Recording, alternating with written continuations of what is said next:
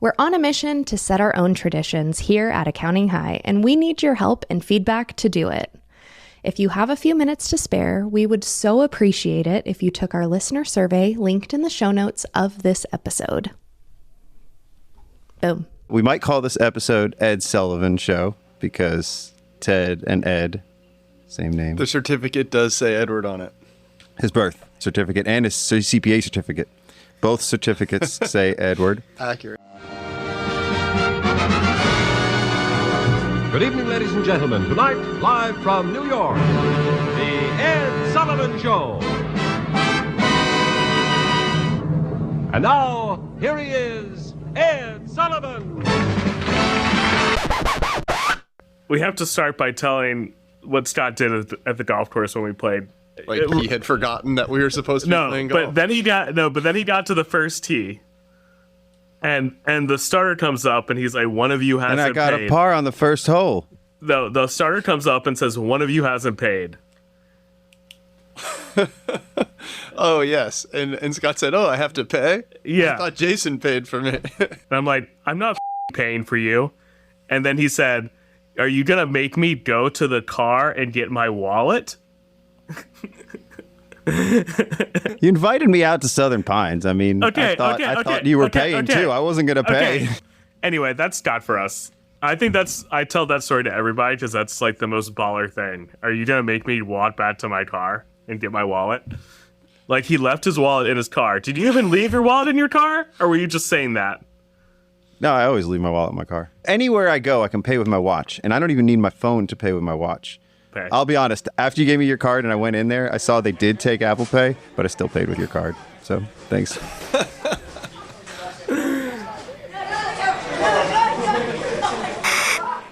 May I have your attention, please? May I have your attention, please? Greetings, students. Alex Miles here, your friendly front office lady here at Accounting High, and these are your morning announcements. Scott and Jason are joined by Teddy Sullivan in today's episode to discuss his journey with purchasing a firm, his advice to those looking to purchase a firm or possibly expand their firms, and why exactly Scott believes that the pain of change is greater than the pain of the present. Are you interested in finding a pricing and proposal software built exclusively for accounting professionals? Well, you're in luck, as we have a special shout out to an app we think you'll love. So now I think it's time to sit back, relax, and open your mind, because class is in session. I repeat, may I have your attention, please? This is another public service announcement brought to you in part by Accounting High. The views and events expressed here are of the next generation of accounting and tech professionals leading this space. The events and suggestions are not to be taken lightly. Children should not partake in the listening of this podcast. Anything else? Yeah. So without further ado, introducing the star of our show, Scott Scarano and Jason Ackerman. We're going to have a problem here. Teddy. You're with our guests. You have him hostage in your room. Live in my basement. Yeah. I'm trapped. Teddy, welcome. Thank you. So I feel like accurate, Edward. we're like so far away from the Ed Sullivan Show that it probably like you don't get a lot of comments. Like they have to be a certain demographic to say, "Oh, Ed Sullivan." I rarely go by Edward as well, and I'm almost always Ted or Teddy. So, yeah, people don't always make that connection that my name is Edward unless they're collecting payment with a credit card or collecting payment with a credit card. There we go. So, which I use a lot of credit cards over Apple Pay, but I use my phone too. I like using the phone; it's convenient. So, Teddy has a very unique story because he worked for Xero. He was Xero alumni. There's a lot of Xero alumni these days. You were an account rep? What was your title? I did a lot of things at Xero. I started as a PC and I left as a director of sales. So in between, I was a senior account manager. So yeah, did a couple of different things. And then you decided that you wanted to then buy an accounting firm and do the actual accounting work. It seemed like I could do that. I met enough accountants and saw enough accounting firms and how they were run. Learned about their dirty laundry and how tough the transition could be to the cloud. And yeah, I just saw opportunity. So the trend typically is accounting firm owner, sell accounting firm, go work for an app, go work for Xero, go work for somebody else. You took the opposite route. I think that it's a natural progression for anybody to want to see both sides if they are a fan of the profession. You seem to be a fan of this profession that we are in.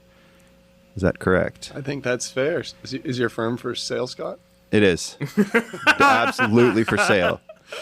Absolutely. It's always for sale. It's not like Let's if do a you're live offering the right negotiation price right now. Yeah.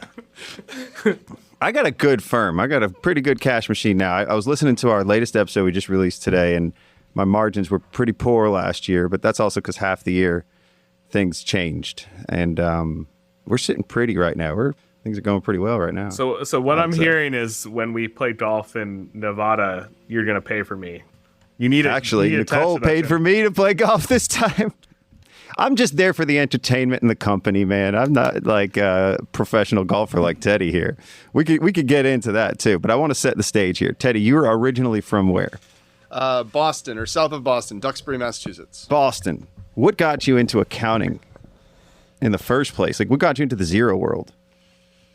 Those are two very different answers. What got me into accounting was I didn't want to sell printers, and then so I decided to go to graduate school at Northeastern, and that got me into the accounting world. And I was always good at math, so accounting seemed logical. Someone convinced me it wasn't just, pushing paper, bean counting. There was some interaction and some fun client interaction if you were to put yourself in the right position. So I did that and decided, but what got me into Xero was deciding to get out of accounting and auditing, and then full circle, 4.5 years later, I'm back in the profession. Funny how that works out. And in those years, did you always think one day you'll get your CPA? I probably didn't until I bought the firm. But once I got the firm, I realized I knew credibility-wise it would help. And so I already had the experience from my previous time at Deloitte in Boston. And so, yeah, I've got signatures from some former coworkers in Boston on my character certificate. So that's you put an aside there, like you thought it would be for credibility. Mm-hmm. I think, obviously, it's always been getting your CPA is a choice, but it's a choice that some people may not even need to make in the profession. I mean, I'm still questioning it because honestly, I don't have my license and I'm trying to figure out what's the difference, right? Like, should I think about getting it one day? I mean, I'm approaching middle age. If I'm going to ever do it, I should do it. Are you having a middle life crisis? Oh God, I've had a quarter life crisis. I've had semi-annual life crises. I'm not in a crisis right now. I'm kind of content, but that's not to say next month I won't be having another crisis. I don't know. Like, so is it for validation? Was it for your own self? It's for my mom. All right.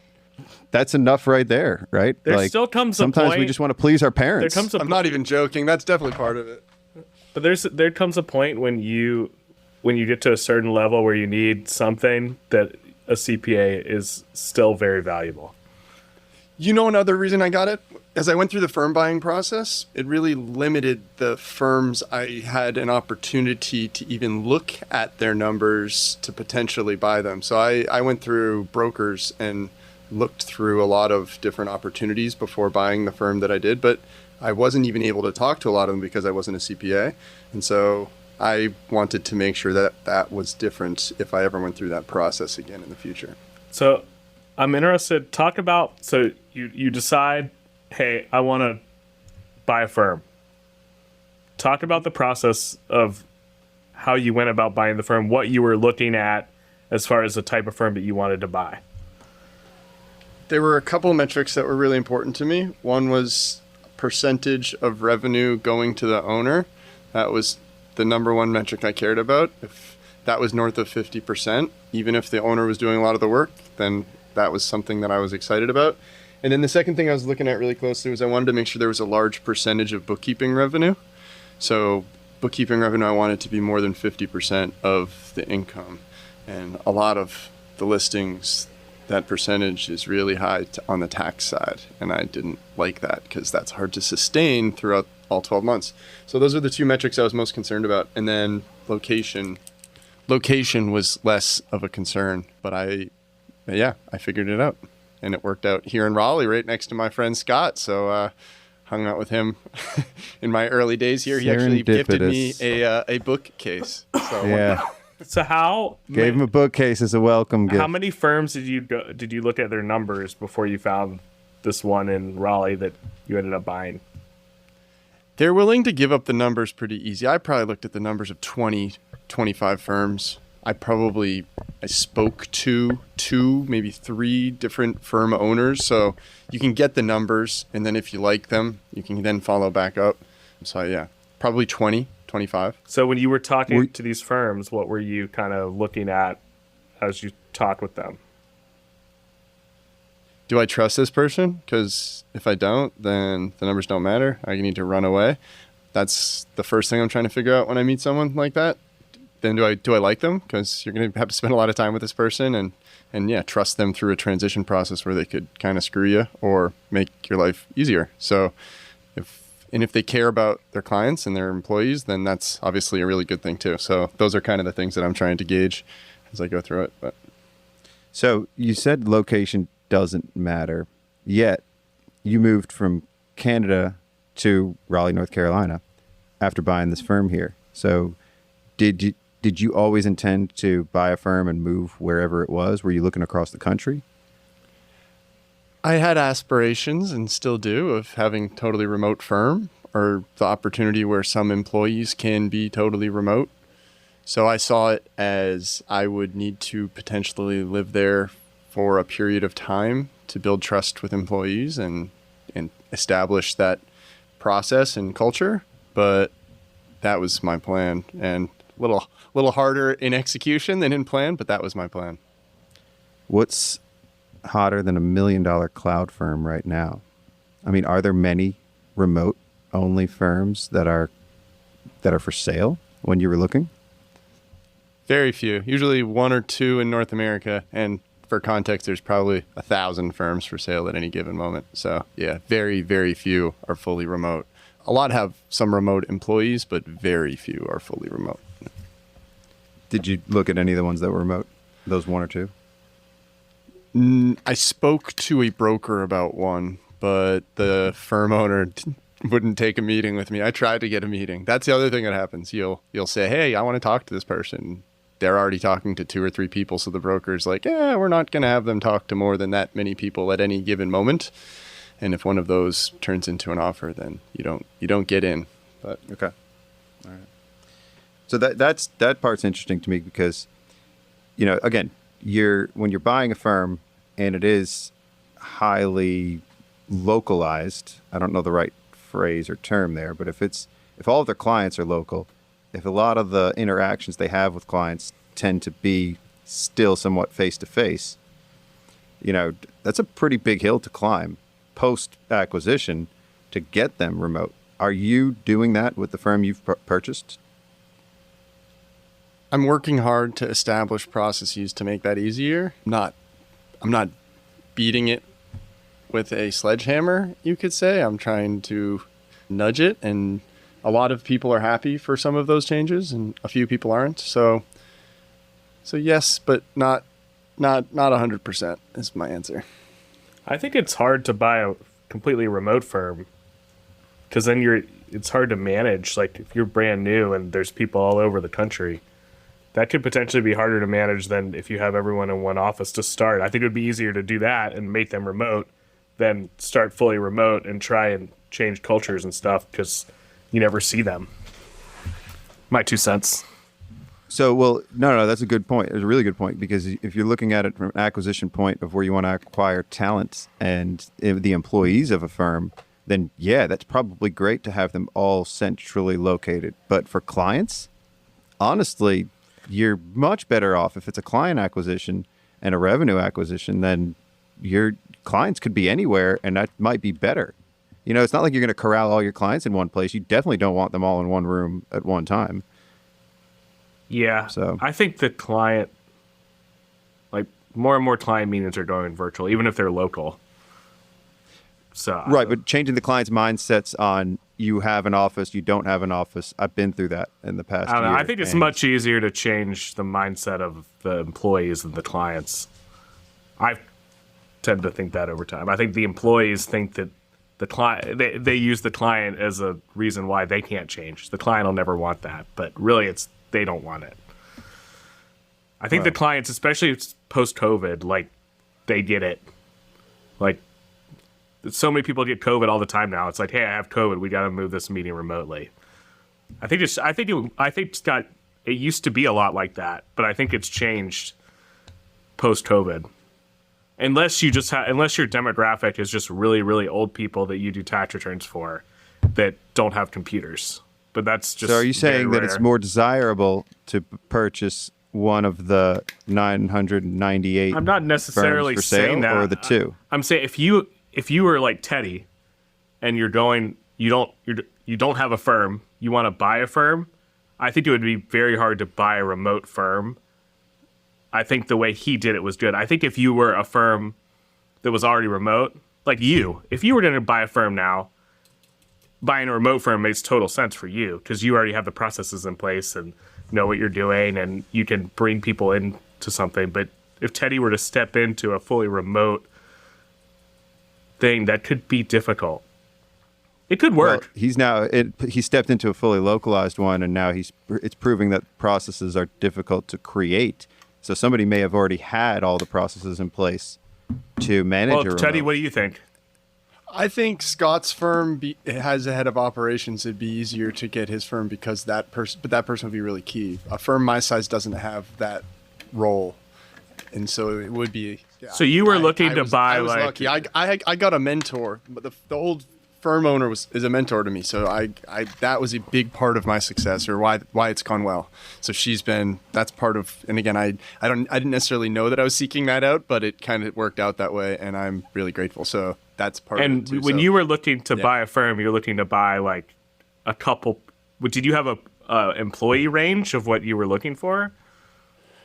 Revenue, I had an idea. I wanted it to be, north of $300,000 in revenue, something like that. But you wanted a small firm then. So you wanted a $300,000 firm is going to be 1 or 2 300 to 800, 300 to 800, yeah, 2 to 7 employees. There's 6 employees in my firm, but it's yeah. Let's talk numbers then. You've been doing this a year now, right? You purchased the firm. Mm-hmm. Well, when did you purchase again? December 2020. December 2020. All right. So very unique year during, a pretty big upheaval of the world. We're in the middle of COVID. I think we're kind of on the other side of that now. We're getting to be on the other side of that. How would you say the first year went? I think it went really well. The employees on the team, we have a great team. So that's really helped us succeed through the first year, and going through the transition of the old owner. Like I mentioned, my mentor, Lori, she's working a little bit less as she's, trying to continue to lean, like she was very central to the firm's success in the past. So she's it's been great to keep her on the team through a second year here. And we're lucky to have her still involved. So I think it's gone really, really well. Excited to hire another person. We're growing, but it's definitely harder to create and execute on change maybe than I talked about when I was selling to accountants in the past. You talked a big talk. That's a really good point. Like it's not easy to change. It's really not. So theoretically, it all seems easy. When you're selling it on somebody and you've seen one person do it, then it's like, this is a model that anybody can do because I know of these 2 firms that did it. But then there's that 998 other firms that haven't done it. I will say that as I acknowledged that it wasn't going to be easy when I was talking to firm owners when I was selling Xero. So I did know it wasn't going to be easy, but I definitely didn't feel their pain until the last year and a half. We'll say that. Yeah. So teach you some empathy. So when you went, you decide you reach an agreement with Lori to buy the firm, and she announces it to the team. Like, how did they take it? One employee cried. There's a lot of emotion. Everybody's nervous and scared that their job's going to get disrupted, or that the new owner won't be nice or won't treat them with respect. So there's definitely risk. Everyone's afraid. Change. So what'd you do? Everyone's afraid day one. What'd you do to like calm their fears? They went out to lunch with Lori, and then I came back and met them at the office in the afternoon and just met them that first day. And it was right before Christmas. So it was the week before Christmas in 2020. And yeah, I met them, and Lori assured them that all of their jobs were safe and that that she was going to continue working on the new team. And yeah, she worked very, very just like a normal busy season. We headed into tax season, and that was the plan all along, though. We're going to execute the deal right now, and I'm going to work tax season just like I still own the place, and then I'm going to start phasing out and trying to work less and less as time goes on. But what's something concrete that you told the employees, like, other than you just were there? Like, how'd you gain their trust? The best way to show that you give a is to give a. So I guess the truth is I made a point to go out onto a one-to-one lunch with everyone on the team to try to get to know them a little bit better and better understand them away from work. And also, just learn. I didn't necessarily try to institute too much change in my first 3 months, 6 months at all. Almost no change, just trying to observe and learn. So I think that was probably pretty key, that I didn't come in and try to make a bunch of changes right away. I think that helped reassure them that I wasn't there just to they knew I worked for Xero, so they were probably afraid that I would come in and say, hey, we're going to put everyone on Xero. And that would have probably been a tough pill to swallow if I had tried to pull that off before I had built the trust within the group. So actions speak louder than words. You're not going to give a speech and then change everything. It's always going to be what are you doing? Yeah, there's nothing I said. It takes time. That's my answer. So what's after this initial phase? Like, what's the first thing that you changed within the firm? The one thing I did change really fast was the way we collected money was almost all checks. So I immediately set up a Stripe account and got us collecting payment through online invoicing. And I also set up GoCardless and set us up to start getting paid through automatic transfers. Just again, the amount of checks that were coming in was overwhelming. Well, that's an important way to start, because the traditional accountant, CPA, or firm owner doesn't want the fees. So yeah, they're so scared of the fees. Yeah, we don't want to cut into our margins, yet we'll do all of these other things. Yeah, but they have AR, like hundreds of thousands of dollars of AR, but they don't want to, and they spend time collecting the AR, but they don't want to pay fees. That never made sense to me. Well, there's a balance. Cash is king, but also, you have to have the cash up front. You have to have the cash for it to be king. So, when I say cash is king, it's like not allowing credit cards is something that, gosh, when I see the difference on like, the credit cards we pay like $100,000 in credit card fees a year. Well, and I much prefer GoCardless. The fees are lower than Stripe, right? Like, so to me, I much rather the ACH transfer. As long as it's set up, it's gonna happen. Yeah, but it's got to be set up front, and but it's just a good thing to get over, because I'm not saying that I'm definitely. It took me longer to get away from no credit cards. I mean, we would do credit cards in certain instances, but yeah, it's just that's one of the biggest differences, because that's an immediate cut in your margin before anything happens. Just add 5% to every bill, and then you don't have to worry about it. Yeah. I think it's like you can pay with credit card everything else in your life. Like, I don't think it's good customer service to not accept it. Like, it's just raise your fees. Yeah. I'm with you there, Ackerman. That's the one thing I'll agree with you on in this whole year. And you can even charge your customers 3% fee if they want to use it. That's the other thing. It used to be illegal in North Carolina. You used to not be able to do that. Until North Carolina started collecting it at the Secretary of State level, they had a little stipulation in there to say you cannot charge a fee for a certain payment, and then they started charging the fee. So I do lose a few pennies because Stripe charges slightly more than 3%, but I get customers through. That's interesting, though. I'm glad I'm not breaking the law. Thank you for teaching me something today, Scott. yeah. Well, it's all in the it's all in the and how you phrase it. It's a convenience fee, or you just can't call it a credit. I don't know. There's something that you can't do. You're fine. Whatever. You're fine, Teddy. You're fine. You're good. You're not going to North jail today, Carolina's Teddy. got some tricky laws when it comes to bathrooms and names on your firm and all kinds of crazy things. But hey. So Teddy, let's go back to the changes. So you implement online payments. What's the next thing you did? Big change. He's on QuickBooks Desktop. He's not. There's no big changes happening yet. He's How are you still using treading Go water. Cardless? You're not using Let's Xero? Well, for my books, I'm on Xero. Yeah. So how many clients do you have on the cloud right now, percentage-wise? Percentage-wise, we'll call it 9%. Yeah. This is real. This is real life, man. We're in a bubble. We're in the cloud bubble, Ackerman. And I want it to happen. So what's preventing you from changing them over to QuickBooks Online or Xero?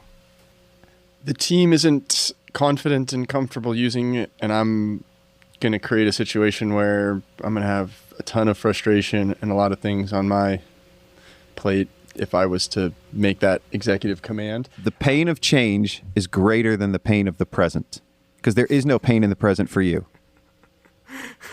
This is like Nostradamus. Say that again. The pain of change. The pain of change is greater than the pain of the present, because you don't have too many pains in the present right now. QuickBooks Desktop works. Your team likes it. You're making money on it. Why change? Yes, that is all accurate. So why do you want backups? So why do you want to and change? I think it will create opportunities for us to work with bigger clients and create opportunities for us to be able to handle larger data sets and people who have more transactions, and help me pay employees more money by being able to make more money from clients. That's why. So what's your plan? Like, do you have a plan to slowly move these over? Like, what's the thinking? Yes, and I this year everyone's going to have 3 or 5 clients on Xero, and from there I'm hopeful that somebody takes a liking and starts to grow into that. We are also going to have an intern this summer, so that's exciting, and that person's going to potentially be working on some side projects with regards to conversions and helping us get through some of that stuff. So yeah, we do have a plan to start to execute on that. Last year, the firm owner was still here. We're going through a ton of change, and I didn't feel comfortable necessarily pushing that change just because there was severe resistance, especially from the old firm owner. But she's a little more removed from things now, so I think that there's more of an opportunity to just make sure I approach it tactfully. But I'm gonna. You have a plan. It's a multi-year plan. I think that's smart. I think a lot of times new owners, they come in and they're like, I want to change everything like right now. And it's normally not the best thing to do unless you just want to fire everyone, or unless you want everyone to quit and just start all over. You're going to lose at least one great employee. Exactly right. And those people can and will learn it if you give them a little bit of rope, but then at some point we'll push a little harder. But I want to be smart about it. And I think that doing it last year wouldn't have been smart. You can, you can't really force change upon people. So, well, you can. But it's just he could go in. Really, he could have gone in and been like, "Hey, we're converting everyone to Xero. Like, deal with it." The old owner would have quit. So, what about new clients? Somebody comes to you, and they're on QuickBooks Desktop. Have you converted anybody new, or have you taken on any clients that are on the cloud? We've taken on a few of our newer clients have been open to that, and a few clients that we work with in Massachusetts have been open to that. So yeah, with newer clients, it's much easier. And also existing clients, we have total control over a lot of them. So we'll be able to switch some of them. We're going to target clients who we don't do payroll for first, and then build from there. Yeah, if you're doing all the books internally, like it's really easy to change because the client's not touching anything. So that's an easy conversion to do. 90% of our clients were doing everything. So if we wanted to move everybody, it could happen pretty quickly. Yeah, so it'll just take time. You just have to get buy-in. You have to get that buy-in from that main first person, and then they'll start telling everyone else, look how it's saving me so much time. It's just going to take a little time. It'll take a few years, but it'll be worth it at the end. Exactly. May I have your attention, please? Is that Nicole? Hey, Scotty. We got a caller on the line, Miss Nicole McKenzie of Momentum Accounting, and she's going to talk to us about GoProposal, a product she's been using for several years now. Yes, I love GoProposal. It changed my life. It will change your life because literally you're going to make more money. Price consistently and end scope creep. GoProposal is the only pricing and proposal software exclusively for accountants and CPAs. There's tons of proposal softwares out there, but it's actually a pricing tool. You can price based on a client's revenue range or the number of bank accounts, the number of employees. Since we brought on GoProposal, I've been able to delegate sales to someone else on my team. It's really easy to put it together proposal in like 5 minutes. They say on average, members experience 33% increase in profits by using their pricing tool. Nicole, did you increase your profits after you started using GoProposal? Absolutely. So the biggest thing is scope creep.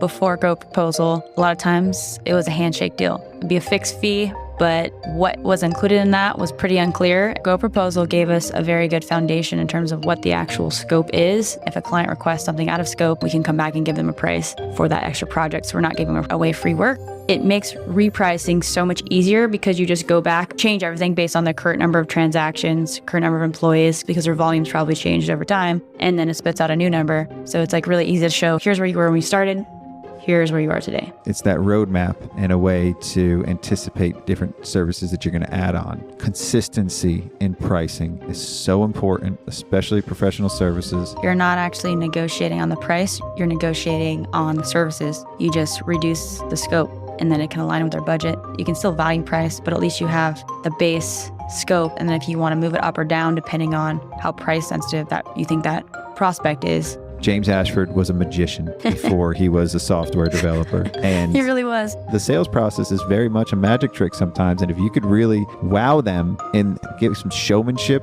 with the proposal, they're more apt to pay more money. You're going to have higher profits. Go check out GoProposal. Price consistently, sell more confidently, and minimize risk with the client engagement software that enables your accounting business to grow even more profitably. GoProposal by Sage. Check it out, goproposal.com. Thanks, Nicole.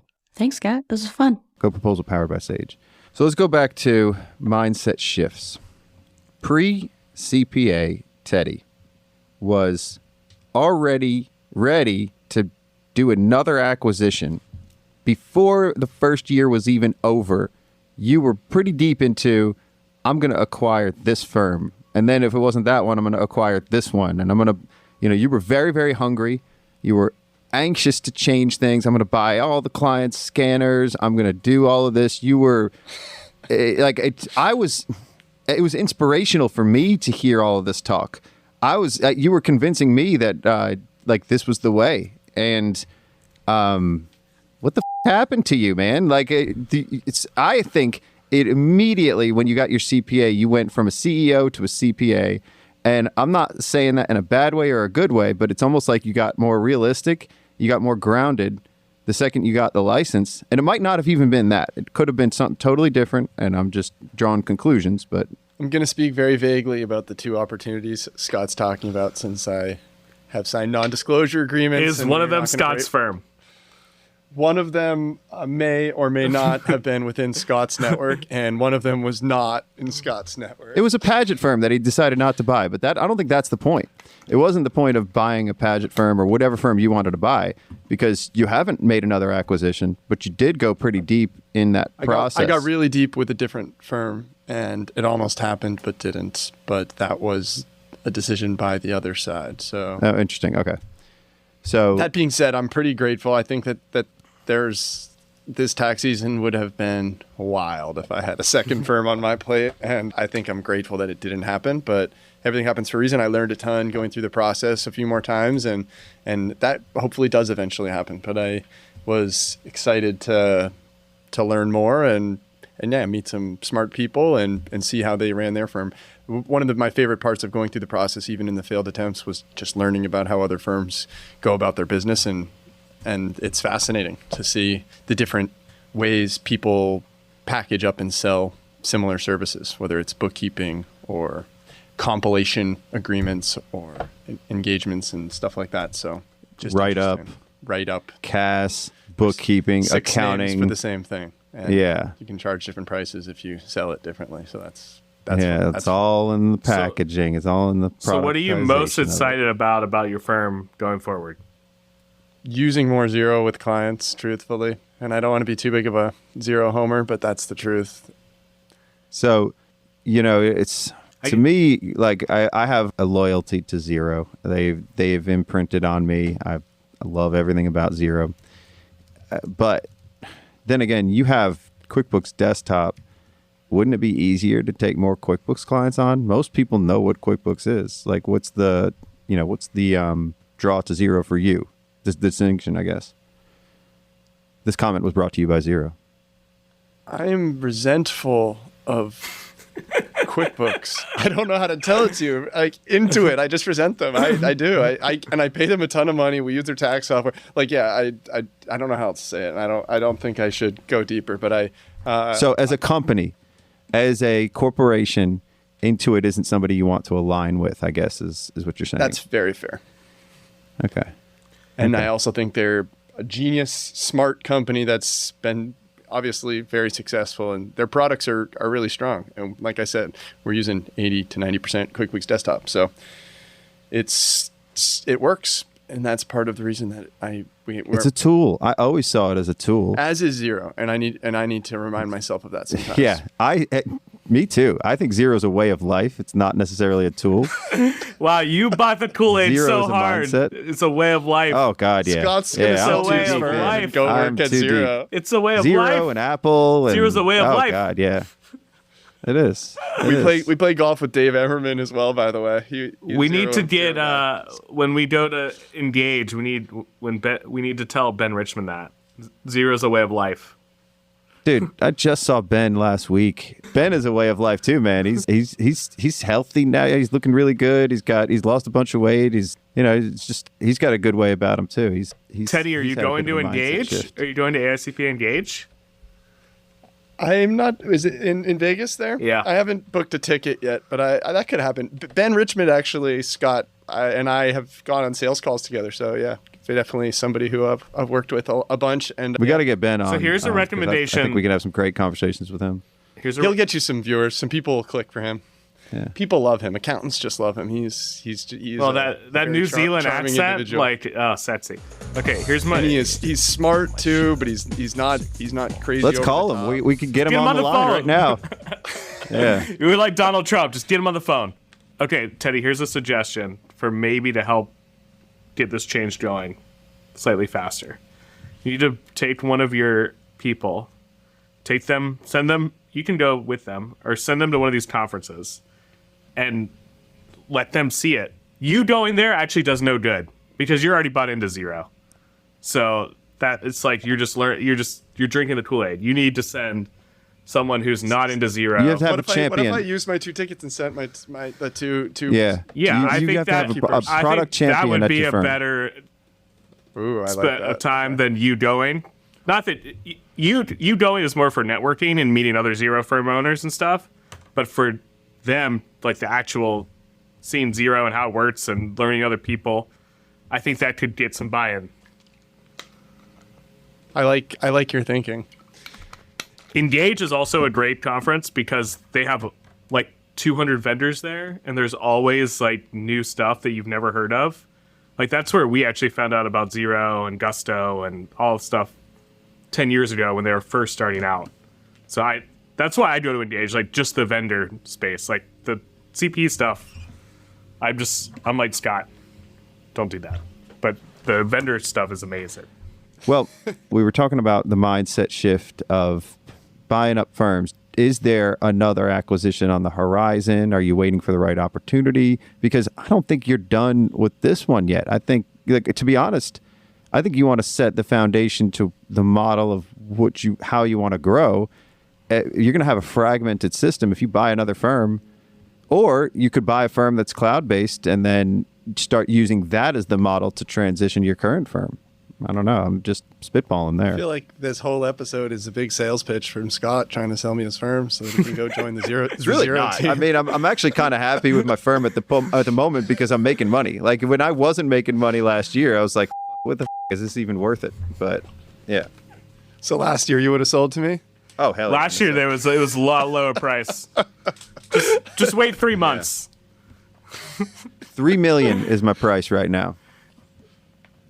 After tax season, people don't need their accountant anymore. So then, exactly. I'll talk to him in the fall. You've got a whole... Well, you didn't answer the question. In the short term, there is no opportunity that I am currently pursuing, but I will continue to look at listings. And if I see great metrics, I'll probably follow up with people, especially if they're in the Raleigh area or somewhere closer to Boston where I have family and other... But like I said, I'm open-minded and I want to continue to keep my options open. But my full focus this summer is continuing to build more process within our onboarding and make that more consistent. So our sales process and our onboarding process. So I was going to actually at the end of this episode try to let Scott help. I wanted to shadow him through his sales process and take notes. So his sales process is talk to them, send a proposal 1 month later. Never follow up, and sometimes it'll work out. Is that pretty accurate? Right. I mean, I have so I have about a 10% close rate, and when we need to close business, it's like a 70 or 80%. It's just very passive until it's active again. I mean, anything I can do it if I try, if I put my mind to it, and if I make an effort. But not making an effort, it's really just catching the low-hanging fruit and then picking the right clients, too. So, yeah, my sales process is very casual. I think I take more of a Tim Donahue approach than anything else. Shout out to Tim at Carbon. I like his style. He's very laid back about it. And if they happen to come and want the product, then they do. If they happen to come and want to work with us, then we'll take them on. But we're not going to, our sales process is very much driven by the client and their needs. And then I would say it's almost a heavily processed reactive sales system. So Ackerman uses the exact same type form I do. So I don't know why he's on my sales process. Disqualifying bad leads is a very important part. Yeah, that is the biggest part. You spend so much time on. I mean, after that, Ackerman, I'll be honest, after they filled out the type form and you find that they're a qualified lead, it doesn't take that much effort to close them because they've already spent 10 minutes filling that out and they want to meet with me. So I'm sure the same thing happens with you, to a large degree. We've sold them on the front end anyway. So it's really just, kind of taking orders. Yeah. Scott does have a great type form, which I 98% copied. So go to his website and fill it out for yourself. And then that'll confuse him because he'll get all these new leads and he won't know what's going on. So if I put that I have a high budget for my accounting fees, then he'll reach back out quickly. Actually, it's all automated. Yeah, the best thing is if you're gonna get it's too low. Depending on your answers, it's automated. You get my Calendly. That's right now we're on a wait list though. Right now, we're not taking on any clients. $5K a month, you jump to the front of the line, though. I love. Even if go back to that. I love a wait list. Make it exclusive to join your. I like. So how do you do that? It's increased demand. Wait, how do you? So we have talk about this. I'm interested in this. Oh yeah, so we just changed the type form to not giving them a Calendly appointment, but it creates a wait list, and that creates more desire too. Actually, we did this as a reaction. What does it mean by wait list? They get an email that says you're on the wait list. We'll reach back out to you, and we're taking new clients. Yeah, pretty much. So, and then when do you reach out to them? Is it an actual wait list or you lose a client? It is an actual wait list. So we're deciding who is worth looking at and keeping on the wait list, and others We're just on a wait list for new clients. We're looking for the clients that are the right fit. We'll get back to you. So it's kind of just a way for them. They can't straight up schedule on your calendar now. They go on a wait list. Pretty much. And you basically then will look at them and say, this person looks good, this person doesn't. I'm going to reach. So I've been traveling. Yeah, I've been traveling for 3 weeks already. And we had somebody leave post-tax season. And we're just working on staffing and hiring. And right now, everybody's kind of at capacity. So it's not like I'm going to keep adding clients when we can't really handle it. So that's going to be a show. Everybody's got different reasons why they're losing staff. And this is going into the capacity topic and questions. Teddy, have you hired anybody since you've started this endeavor? No, but we're doing capacity planning right now and trying to define what the ideal workload is each month so that we can work backwards on when we need to hire. So that is something that an exercise we're going through currently, actually. Ackerman, how are you guys handling capacity? You've had some issues with interns lately. We've had some. See, that's how we figure out the capacity is we bring on a bunch of interns, and if they don't work out, you get rid of the interns so you haven't spent a lot of. Is that your current pipeline? Have you hired anybody that has been working in the industry, not an intern? It's been a few years. So you have created a pipeline. We would if we every once in a while we'll find someone will go on our website and fill out their resume and I like it and we'll do that. But we like to do the pipeline internal if possible. Yeah. And that takes time. That really takes time to build up that base because otherwise you get in the cycle of I need to hire somebody with experience because I need them to take exactly. on these clients. It's like, we're starting. So my mindset right now is, this is it for me. Like I love your, intern idea. We live near, like Teddy and I live near a lot of high caliber universities with the high caliber students. I can just keep the wait list, not take on a ton of new clients and not hire somebody at that mid to top level. And we'll get some interns in and try to start figuring out our pipeline over the years. And then eventually, continue to just do that. And it obviously hurts if you've got 10 people and you lose one, that hurts a lot more than if you have 30 people and you lose one. So there's a sweet spot. And I haven't quite figured it out. I think there's a sweet spot between 20 and 30 people where that's an ideal size for us. Because then you're big enough where if something happens, you can still transition, but you're not too big where it just becomes a complete mosh mess. So it's definitely harder, and it allows us time to take a longer view of when you hire an intern. It's basically a 5-year process until they can do work up to caliber that you want by themselves. Well, that's the pipeline, yeah. So we have outsourced employees now. We have 2 fully outsourced employees. So I think our production level work now, we're very middle heavy. Everybody else is CPAs that are now managing accounts. We just promoted our lowest level staff accountant. Well, middle heavy is ideal. I mean, that's if you can have that, that's amazing. That's what most people want because as more stuff has been automated, the lower level tasks are basically automated. So you need the people that can actually do and know what's going on but that's the hardest area. Well, interface with clients. You need somebody that can interface and interact with clients and take the meetings and see things at a higher level across their book of business, so to speak, or pod. Those people are very hard to find. You can't. Those are the hardest people to find. Yeah, well, that's why I'm very grateful for what I have now and then the people I've got. But it's always that bottleneck of middle and hiring and capacity. That's maybe you should hire a head of HR. Yeah, well, people advisory. Did you do the advisory accelerator? You'll be making millions of dollars in 5 minutes once you do it.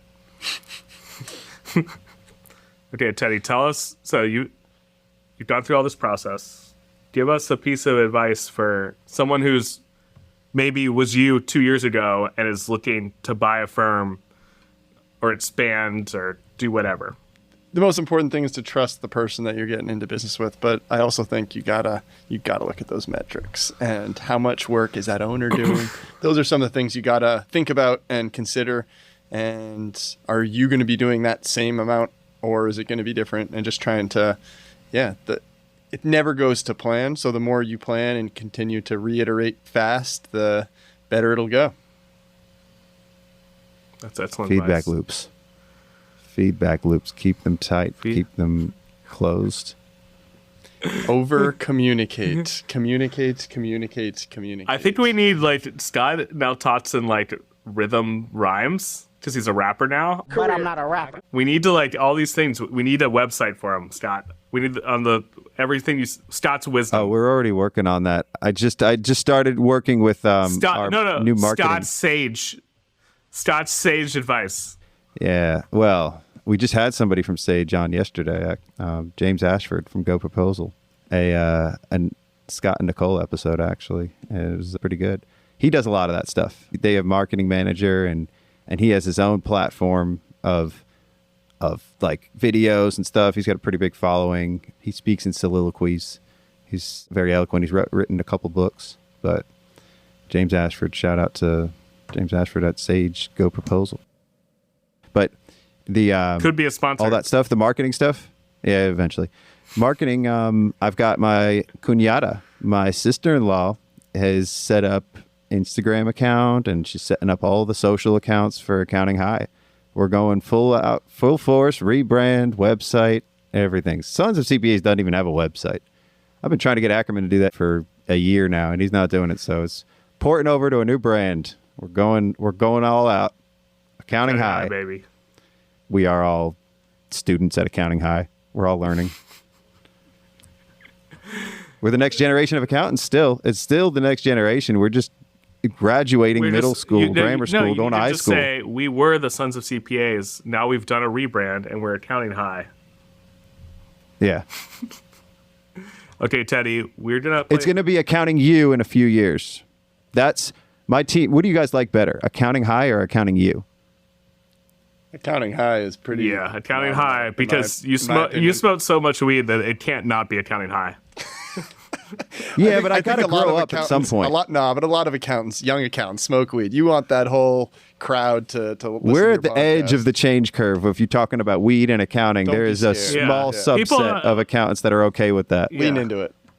I can lean into it for sure. The older generations aren't listening to the podcast anyway. You're trying to speak to the 20 to 40. You got it. Exactly. I think Accounting U is a little bit more prestigious and established, and I think could be a subset of the brand. I would never click on that. Yeah, exactly. So this is so interesting. Okay. Though. No. I had all of my team on yesterday, and they are strongly in favor of Accounting U. They like my operations manager. Yeah, guess what? They're not firm owners. They're not your demographic. So exactly. So Accounting U is a sub-brand. Yeah. It's a subset. It's a matter of risk tolerance. So we're gonna eventually have CPA study courses and different educational material, and that's going to be also, in Accounting U. The Accounting High, like when we make the movie, like who's going to play you? Like I think it's who's going to. I thought it was going to be animated. No. His Bitmoji. Animated. No. Hold on, Steve Buscemi, 100% playing you. Steve Buscemi's too old. They posted the next round for the tournament. Donnie, shut the fuck. When do we play? This Saturday. Well, they can do stuff to make you look younger. Seth Rogen. I could do Seth Rogen, right? Was that a fart? I don't know. I mean, maybe not. Steve Buscemi.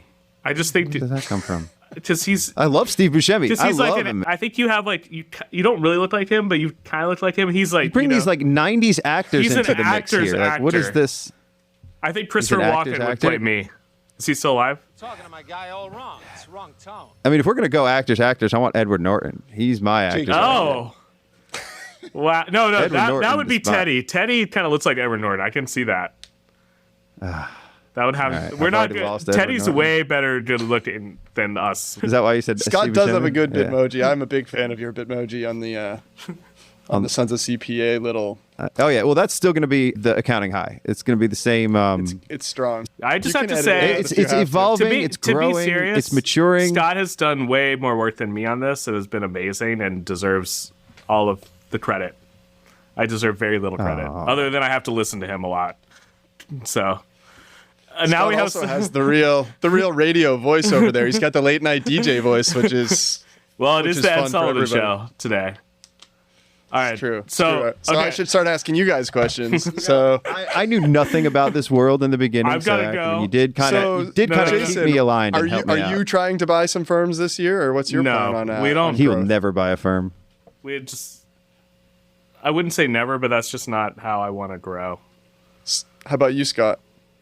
I don't think I would buy a firm, but I've always been against grow by acquisition. I've always been natural growth and regular progression because it's cheaper. I don't like to pay for stuff, dude. I don't even like to pay for golf. We know. I don't like to pay for things. So, to me, I've never seen that and honestly, I did acquire my firm, so to speak. Like I did buy it from the prior owner. So there's that, but I don't think that's the way. I never really did it outside of that. Like we grew naturally, right? It was $90,000 firm. Yeah, I think like the way, but like for you, it made total sense. Like it's very hard to just start from nothing. So buying a firm is a good way to get in the door and get business and grow. For Teddy, yeah, for sure. Yeah. But for you, Teddy, like it does kind of make sense since you've got the mindset, because it's not for everybody. An acquisition is definitely not for everybody, and growing slowly is not for everybody either. Acquisitions are hard because you just acquired. You went from nothing. Like you try to merge two firms with different cultures. It gets very hard and complicated as you go. Who were those two firms out west who merged recently? There's some big mergers. Cloud There's also merger. Summit CPA wasn't a merger. They got acquired by a traditionally larger firm, a regional firm in St. Louis. Summit CPA. I forgot. Anderson, I think, was the name of the firm that they got acquired by. And then you had Kenji and Matt at Acuity. Okay. Kenji and Matt. Merging with Catching Clouds, but Catching Clouds, this was an up move for them. So they merged into Acuity. So the brand is still Acuity, but it was an equity deal. And now they have, multiple people at the round table. And I think that's kind of what I'm looking for too, because it's time for me to evolve as a person, and I can't do it alone.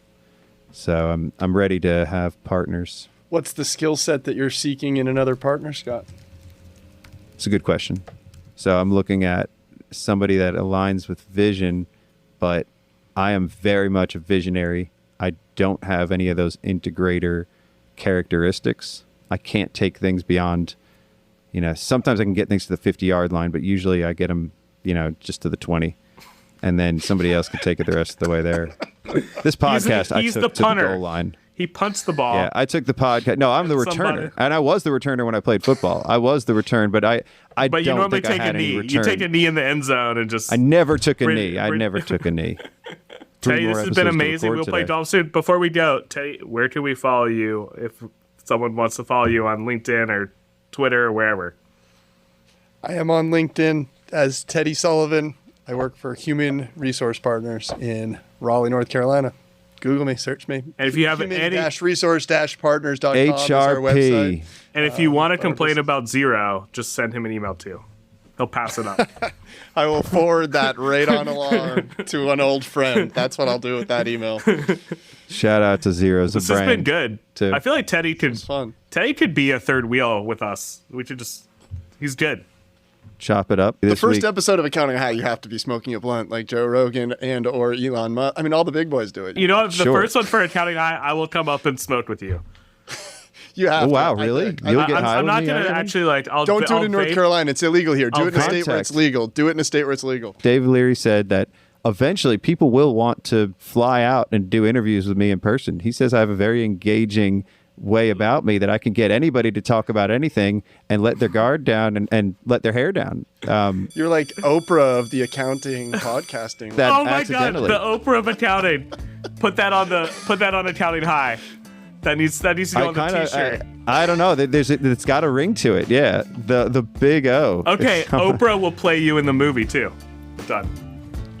She I can love do it. that. I love it. Can you be Viola Davis? I don't then? think you can afford Ackerman, Oprah. If I'm Oprah, can you be Viola Davis? I would love to be Viola Davis. All right, I Well, gotta she can bounce. be you. Teddy, it's been a Have fun pleasure. at We'll your play team golf lunch. soon. Yes. Talk soon. Have a good one.